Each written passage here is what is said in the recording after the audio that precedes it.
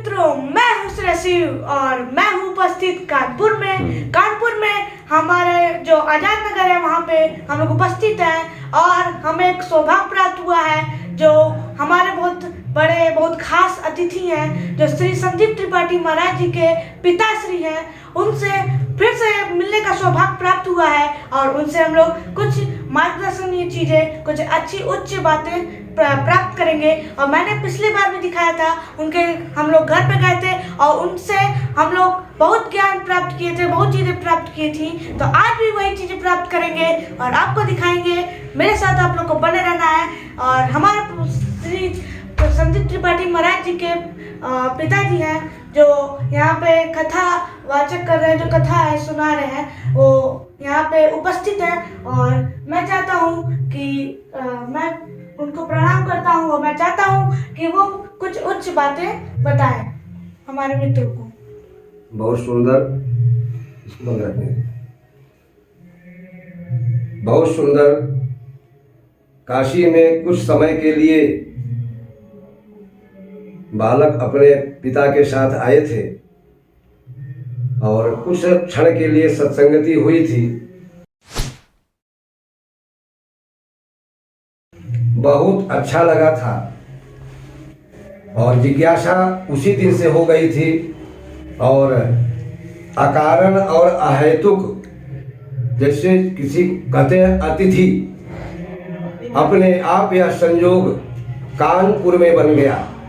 आप कहीं से आ रहे थे और आपने सुना यहाँ कार्यक्रम चल रहा है श्रीमद् भागवत की कथा का। कानपुर के आनंद लोक अपार्टमेंट जो आजाद नगर में है, श्रेयस जी जो नाम से ही बड़े अच्छे लगते हैं, यथा नाम तथा गुणः। और आज मेरी स्वयं की आंतरिक जिज्ञासा है कि जिस प्रकार से गुरु वशिष्ठ ने, गुरु सांदीपनी ने अपने शिष्यों को गुरुकुल की परिभाषा के हिसाब से बड़े सुंदर, जैसे कोई ग्रंथ बनाता है, कोई आयुध बनाता है, उस प्रकार से एक गुरुकुल में शिष्य को कैसे पारंगत किया जाता है, उस प्रकार से इनकी जिज्ञासा देख करके और स्वयं मेरी अंतरात्मा कहती है कि ऐसे बालक यदि धरती में हो जाए और उसका उत्तरदायित्व तो मैं कहूँगा कि अभिभावक के ऊपर होता है। अभिभावक क्या होता है? आजकल के लोग अनेक विद्याओं की तरफ दौड़ रहे हैं, संस्कृत को छोड़ रहे हैं। हम कहते हैं सभी विद्याएं पढ़ें, सभी देशों में जाएं, सर्वत्र सनातन संस्कृति का विस्तार करें। भारतवर्ष में यदि जन्म मिला है तो दो चीज का ध्यान रखना, भारतस्य प्रतिष्ठे द्वे, दो की ही प्रतिष्ठा है भारत में। भारत को दुनिया दो ही नाम से जानती है, संस्कृतम संस्कृतिस तथा। संस्कृत और संस्कृति आज दोनों ही लुप्त हो रही है और उसके कारण हम ही सब हैं। हम ही सब कारण भी हैं। हम ही सब कहते हैं समय बदल गया। समय नहीं बदला है, हम लोग बदल गए हैं। इसी का ध्यान रखना है। इसका तात्पर्य यही है कि मित्र धर्म अगर निभाना हो तो सुदामा जी जैसे, भ्रातृ धर्म निभाना हो श्री राम जैसे, पितृ धर्म निभाना हो श्री राम जैसे, आदर्श स्वाभिमान से जीना हो। बहुत बड़े हम शक्तिशाली हैं। गुरुकुल में सारी विद्याएं सिखाई जाती हैं बच्चों को, धनुर्विद्या भी, शास्त्र विद्या, शस्त्र विद्या सब।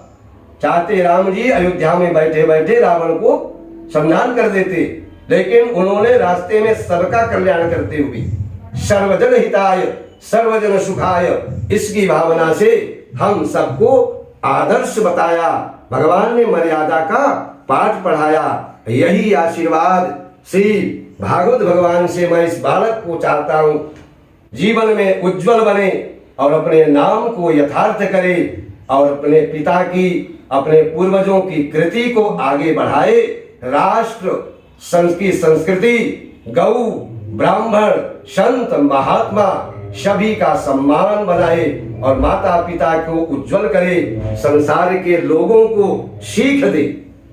इसी के साथ भगवान के चरणों में प्रणाम करता हूँ और आप सबका कल्याण हो, यही मेरी कामना है।